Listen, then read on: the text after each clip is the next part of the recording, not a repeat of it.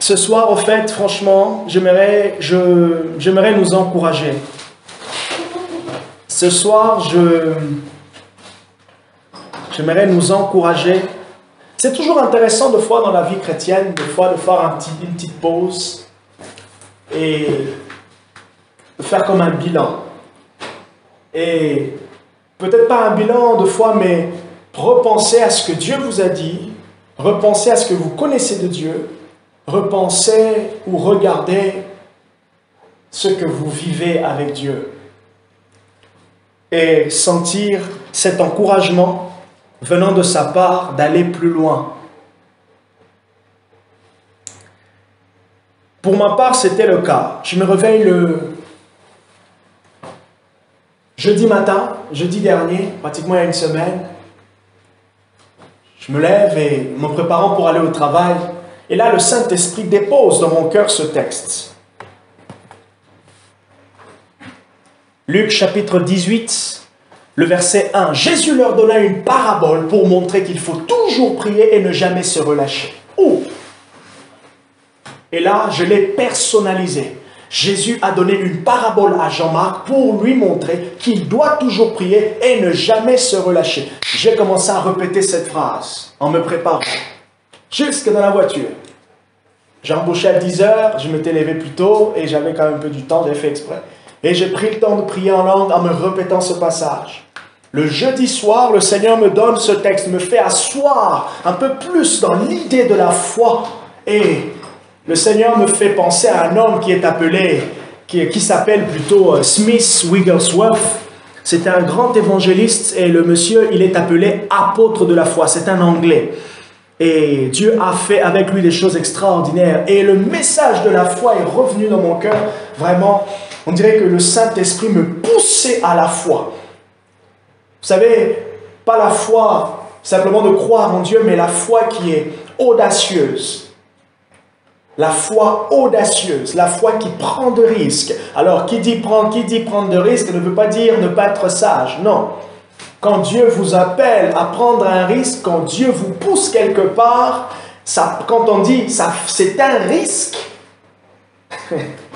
Laissez-moi vous dire, si Dieu vous dit, c'est que, apparemment, c'est pas un risque.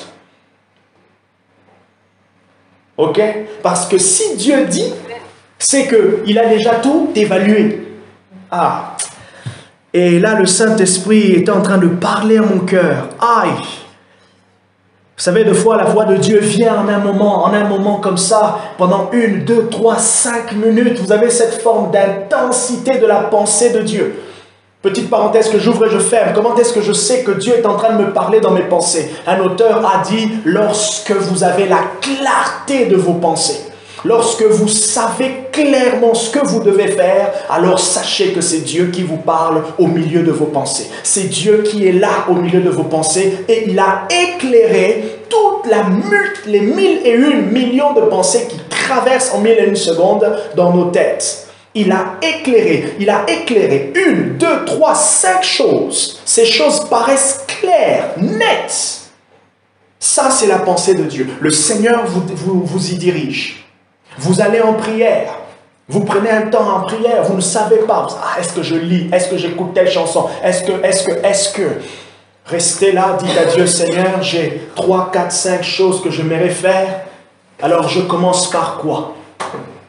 Souvent, nous entrons en prière, nous tous, pour travailler, être actifs.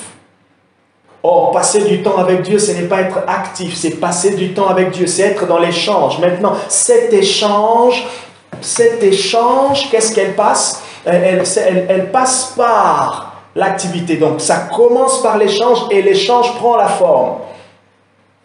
Et là, ce qui se passe, vous attendez jusqu'à ce que petit à petit la pensée soit claire, ou la pensée soit claire sur les activités que vous devez faire. Et il se peut que sur les 5 choses que vous vouliez faire, vous sentez qu'il faut que vous commenciez par écouter une chanson, prier en langue, peut-être commencer par lire la Bible. Et de fois, c'est en lisant la Bible, vous êtes frappé par un passage, et ce passage ouvre le flot du parler en langue. Des fois, vous entrez en prière, vous n'arrivez pas à vous adresser à Dieu, vous n'arrivez pas à parler. Parce que vous avez beaucoup de choses, vous sortez de la journée, vous avez encore les idées dissipées. Et des fois, c'est un chant quand le chant se dépose dans nos cœurs, ce chant ouvre notre esprit à parler. Des fois aussi, c'est la lecture d'un passage qui ouvre notre esprit à parler, l'être intérieur à pouvoir s'adresser à Dieu. Et là, le Seigneur m'a donné ces deux passages. Prenez avec moi Jean chapitre 13.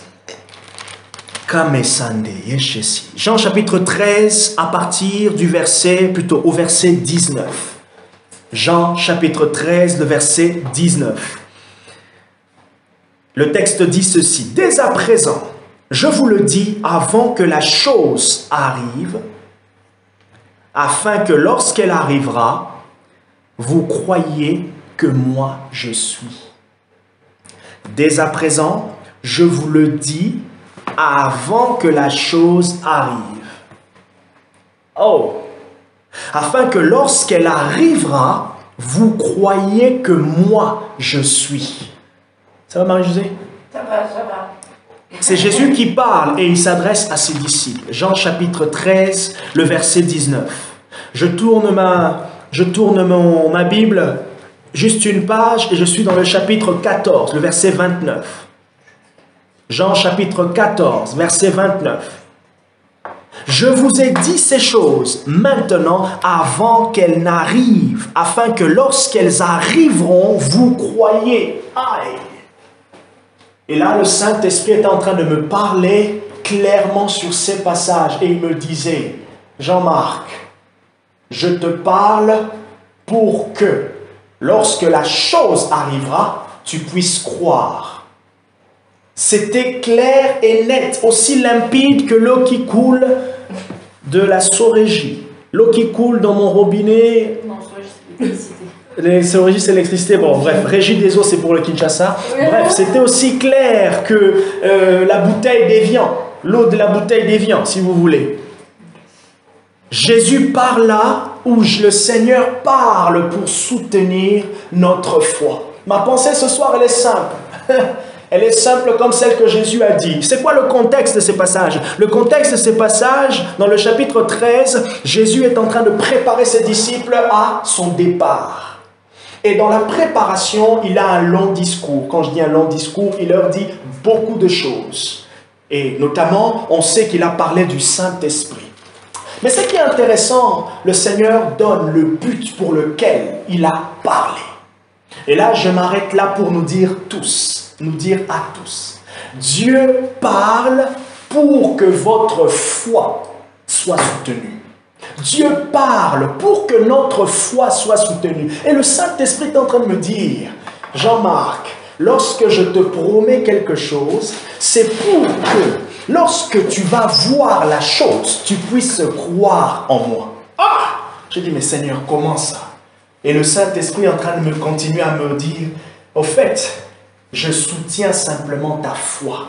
Je viens simplement en aide à ton incrédulité. Jésus dit, je vous dis des choses maintenant, pour que lorsque ces choses vont arriver, vous puissiez croire. En fait, je suis en train de précéder la démarche de votre foi, le processus de construction de votre foi. Je suis en train de préparer. En fait, le Seigneur Jésus posait clairement un environnement, un cadre où devait se développer l'espérance de ses disciples. Quelle était l'espérance? L'attente du Saint-Esprit. Afin que lorsque les choses arriveront, ils puissent croire que Jésus n'avait pas menti.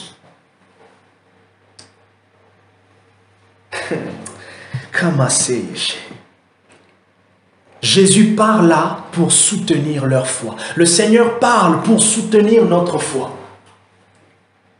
Il fait des promesses et regardez ce qui se passe.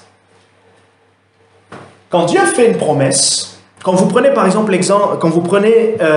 exemple Abraham et Sarah, il est dit dans Genèse 18 et il est dit aussi dans Hébreux chapitre 11 que lorsque Dieu a promis, avait déclaré, vous savez, lorsque Abraham a été visité par les 3 personnes, C'est à ce moment-là, c'est ce jour-là, Dieu avait déclaré quelque chose.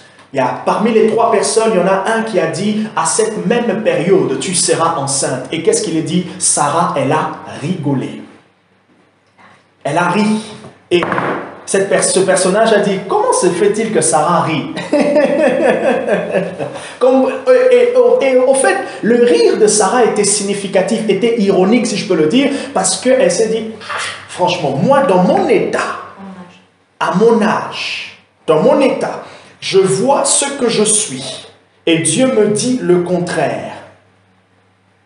Mettez-vous à la place des disciples. Jésus leur parle, leur prépare, ok? Les prépare par rapport à son départ. Il leur dit des choses qui sont loin d'imaginer, qu'ils ne comprennent pas. Et comment peuvent-ils croire à des choses qu'ils ne comprennent pas? Les promesses de Dieu viennent pour soutenir, pour accompagner le processus de construction de notre foi. Les promesses de Dieu viennent, elles nous attendent quelque part. Et Jésus dit, lorsque ces choses arriveront. Oh, arrêtons-nous par là. Il dit, lorsque ces choses arriveront. Donc, Jésus sait que ces choses arriveront. Alors, elles arriveront dans quel but? Dans le but de soutenir votre foi. Les promesses de Dieu, Dieu sait que ces promesses s'accompliront. Mais est-ce que nous savons, nous sommes dans l'assurance que ces promesses vont s'accomplir? Et voilà l'invitation du Saint-Esprit. Il était simplement en train de me dire, écoute, réfléchis à tout ce que je t'ai dit. Réfléchis à tout ce que tu as reçu de moi. Prophétie, parole de connaissance, dans la Bible. Réfléchis à tout cela et je t'invite maintenant à te dire que je t'ai dit ces choses pour que lorsqu'elles arriveront, tu puisses croire que tu les avais réellement écoutées de moi. Oh, est-ce que ça va? Est-ce que je suis clair? Oui, très clair. Très clair? Le Seigneur vous a dit des choses pour que lorsque ces choses arriveront, vous puissiez croire que c'était réellement lui qui avait parlé. Parce que certainement ces choses arriveront. Et elles arriveront dans le but de soutenir, d'établir, de rendre stable votre foi, notre foi.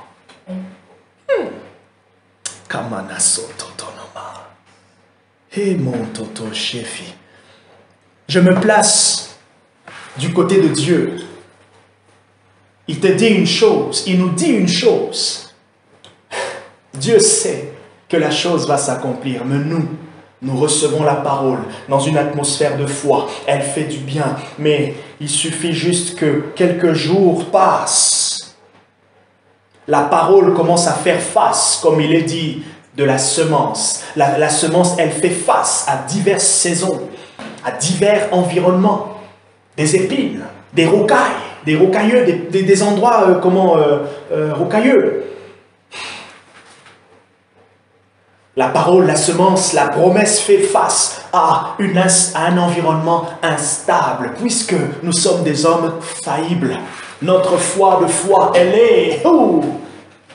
Mais là, Jésus dit, t'inquiète pas, la parole a été libérée, elle va s'accomplir. Et lorsqu'elle s'accomplira, elle va soutenir ta foi. Hey, Shama Kataïla. Imaginez lorsque Jésus viendra, lorsqu'on le verra.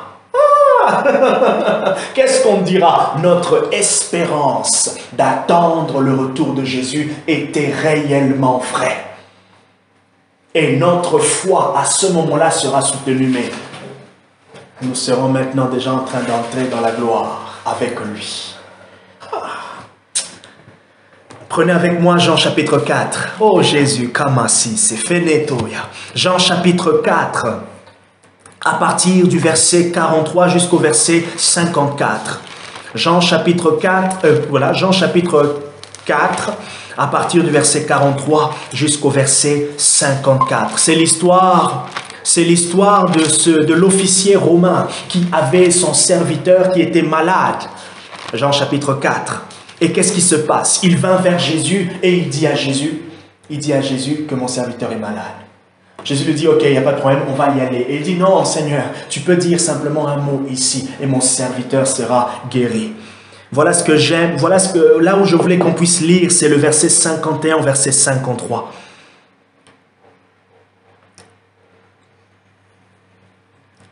Comme déjà il descendait, ses serviteurs le rencontrèrent et lui dirent que son enfant... Ah, je me suis trompé d'histoire, mais c'est le même. C'est bien l'officier romain, mais qui avait son fils qui était malade. Son enfant malade, c'est pas... je pense que, voilà, c'est par rapport aux différentes versions, en fait. Okay? Il y a des versions, la même version ici, de cette histoire, dans l'évangile, je crois, de Matthieu, c'est dit que son serviteur était malade. Voilà, alors je lis au verset 51 jusqu'au verset 53. Comme déjà il descendait, ses serviteurs le rencontrèrent et lui dirent que son enfant était en vie. Et voilà maintenant la personne qui était avec Jésus. Verset 52, il s'informa auprès d'eux, auprès de ceux qui étaient restés. Lui, il était loin, il était avec Jésus. C'est comme s'il était à Paris, je ne sais pas, ou dans la Vienne quelque part. Ok, admettons, ils avaient 2 heures, 6 heures de route de différence. Et regardez le verset 52. Hier à la 7e heure, la fièvre l'a quitté. Verset 53. Le père reconnut que c'était à l'heure même où Jésus lui avait dit, ton fils vit. Quand on lui a dit que ton fils était guéri à telle heure, il a reconnu que c'est à cette heure-là que Jésus a délibéré la parole. Regardez le verset 53. Et il crut, lui et toute sa famille.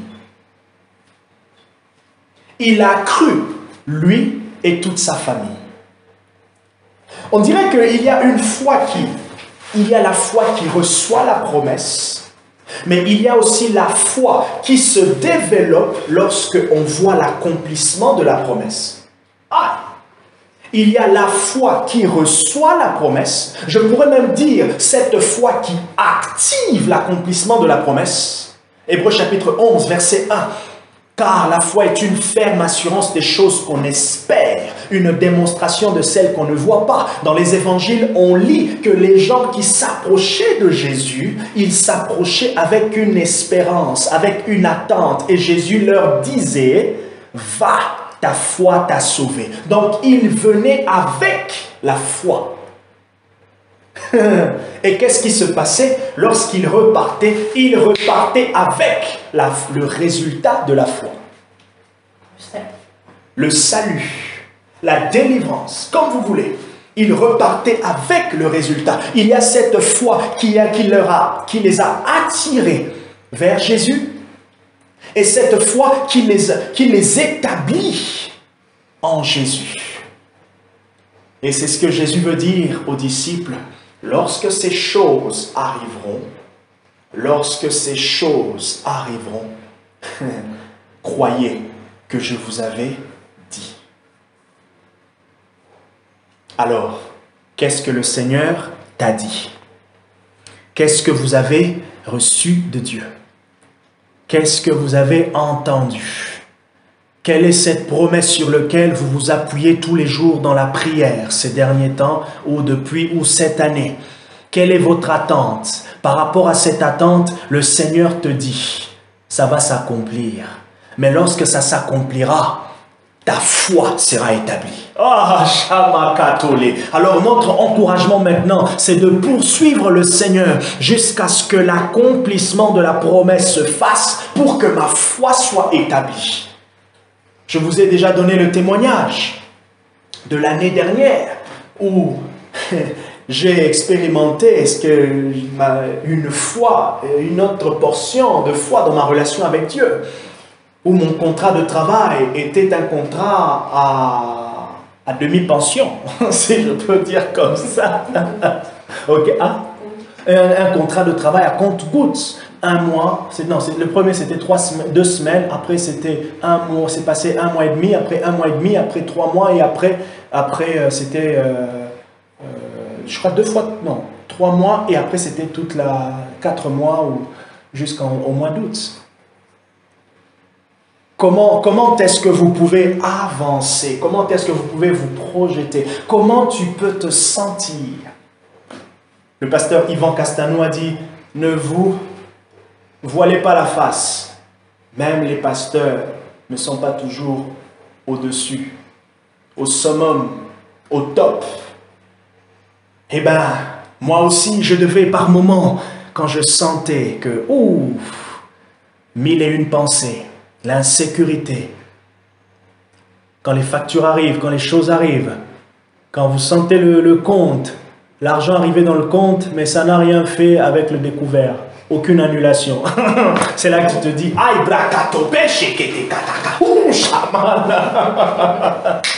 il faut trouver une solution. Ah ben oui, il faut trouver une solution. Et la solution d'abord, c'était de se fortifier intérieurement. Parce que je me rappelais que celui qui m'avait parlé en rêve, il n'avait pas menti. Ah, oh. Et en même temps, j'attendais pour voir comment il m'avait dit, tu vas travailler toute l'année. J'attendais la fin parce que je savais que la fin allait produire quelque chose dans ma foi. Aïe!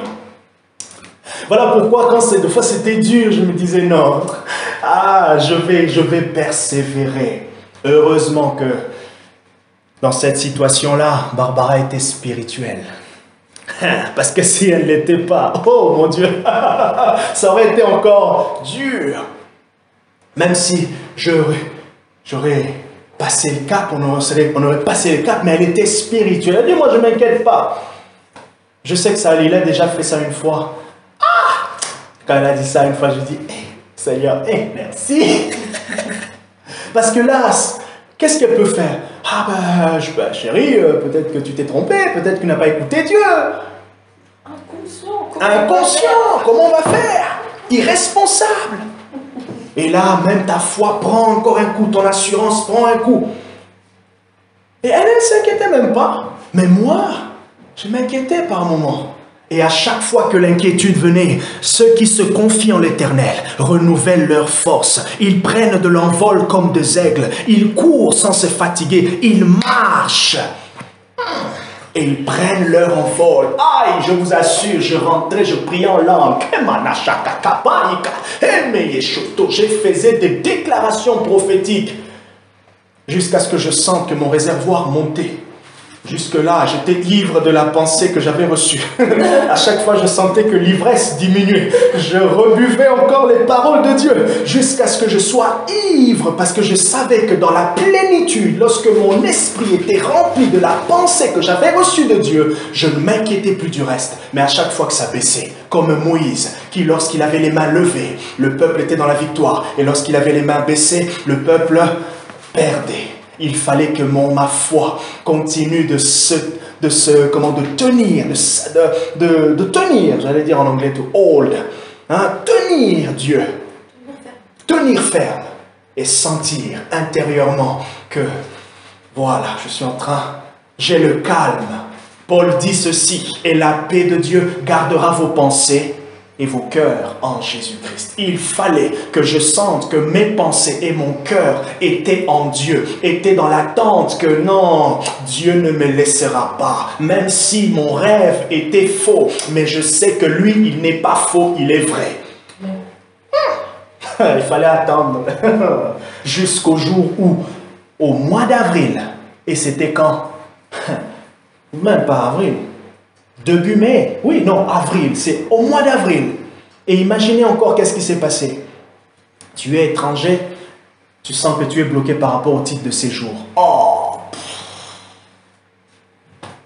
Ça vient encore rajouter à la difficulté. Mais gloire soit rendue à Dieu. En plus, comme de par hasard, cette année-là, le titre de séjour qui est délivré 3 mois après a été délivré plus de 10 mois après. À cause de Covid. Non mais, quand la Bible dit chaque chose concourt pour le bien de ceux qui aiment Dieu, des fois vous avez l'impression que Dieu il met les circonstances qui vont avec, tu sais. Voilà, vraiment tu passes par un test. Il y a des exercices qui sont comment? Voilà, les exercices pratiques pour ce test, au fait. Les exercices pratiques pour faire valoir ce test. Rodrigo sait ce que je dis. Un test pour bien tester ta connaissance de la foi, ta connaissance de Dieu, ton intimité. Mais gloire soit rendue à Dieu. Oh! Quand j'ai eu ma réponse, j'ai regardé derrière. Et je vous assure, je ne me suis pas regardé comme quelqu'un qui avait la foi. J'ai compris que nous sommes tous pareils. Mais la différence, c'est ce que la Bible dit. Jésus dit, ne vous inquiétez de rien. Il ne dit pas que les inquiétudes ne viendront pas. Les inquiétudes viendront, mais à chaque fois qu'elles viennent, à chaque fois qu'elles arrivent, oh, je dis, Seigneur, soutiens mon cœur. Seigneur, soutiens mon cœur. Aujourd'hui, juste avant de pouvoir prêcher, pendant que je préparais le message, je sentais que j'étais lourd intérieurement. Hey! J'ai dit non. Pourquoi quand t'es arrivé, tu sentais que je poussais en langue? Parce que j'ai dit non. I can't be. Et là, quand tu es lourd comme ça, même l'inspiration, t'as pas les idées claires pour le message. J'ai dit Dieu, non. J'ai mis des chants en langue. J'ai prié, j'ai transpiré. Mon esprit a transpiré, j'ai supplié Dieu. Jusqu'à ce que je sente la lourdeur se dissiper. Les instrumentales. Et aussi quelques paroles en langue. Pourquoi? Parce que... Non. Oui, un moment. Parce que la Bible dit ceux qui se confient en l'Éternel. On revient vers le Seigneur. Jésus parla pour soutenir leur foi. Quand vous lisez l'histoire dans Jean chapitre 4, cet ouvrier, il a dit un moment à Jésus, « Viens au secours de ma foi. Viens au secours de mon incrédulité. »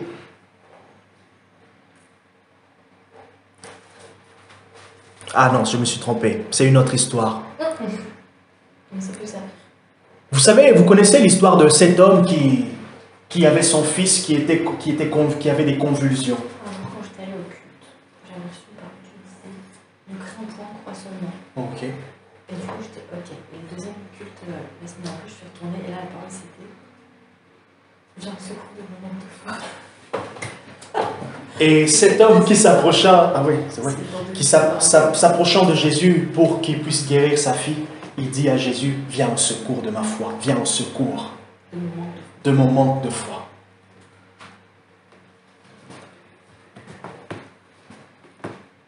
Et comment est-ce que Dieu vient au secours de notre manque de foi? Il nous donne une parole. Et il ne parle pas pour simplement nous soutenir à ce moment précis, mais il nous fait vraiment comprendre que ce qu'il nous dit s'accomplira. Et c'est ce que j'aimerais nous faire comprendre ce soir. J'aimerais vous faire comprendre Ketia, te faire comprendre Kali, te faire comprendre Tatiana, ainsi que Tatiana 2, notre Tatiana. Les deux Tatiana, vous faire comprendre que Dieu ne parle pas en vain. De la même manière que Jésus dit à ses disciples, dans le contexte du Saint-Esprit, dans les contextes de son départ, qui leur parla pour soutenir leur foi, il a dit, lorsque ces choses arriveront, je vous donne pour terminer. Regardez comment est l'attitude, le cœur de Pierre, l'apôtre Pierre, dans Actes chapitre 2, lorsque le Saint-Esprit descend. Quand Pierre se lève, est-ce que vous voyez l'ombre d'un doute? Non. Non. Pourquoi? Pierre était fortifié par l'esprit de la promesse, l'esprit qui était contenu dans la parole de Christ. Alors c'est ce que je nous encourage ce soir, à être fortifié par l'esprit qui est contenu dans chaque verset de l'Écriture, afin que lorsque ces choses s'accompliront, que vous puissiez croire. Comme si Dieu vous disait, quand je t'ai dit ça, tu ne croyais pas. Mais c'est pas grave, c'est pas pour cela que je retire. Ma parole, non, je ne le retire pas. Je l'ai libéré pour ta foi. Je l'ai libéré pour la construction de ta foi. Je l'ai libéré pour que tu comprennes mon amour. Je te l'ai donné à cœur joie. Lorsque tu la verras, tu seras debout. Et j'aimerais ce soir que nous tous, nous soyons debout. Que nos cœurs, que nos êtres intérieurs soient debout devant Dieu, soient debout devant la promesse que nous attendons. Habakkuk dit, la promesse est tarde, attends-la. Comment est-ce qu'on l'attend? On l'attend dans une attitude de prière. On attend avec confiance. On attend la promesse à genoux. Pour que lorsque la promesse va nous toucher, la promesse nous met debout. Et l'apôtre Paul dit, tous ceux qui sont debout puissent soutenir ceux qui sont faibles. Aujourd'hui, si tu es debout, dans le sens où tu as vu la promesse, va dire à celui qui est peut-être faible, parce qu'il attend encore, dis-lui, regarde-moi, j'étais là aussi. Si je peux me tenir debout, tu seras debout toi aussi. Que Dieu te bénisse. Amen.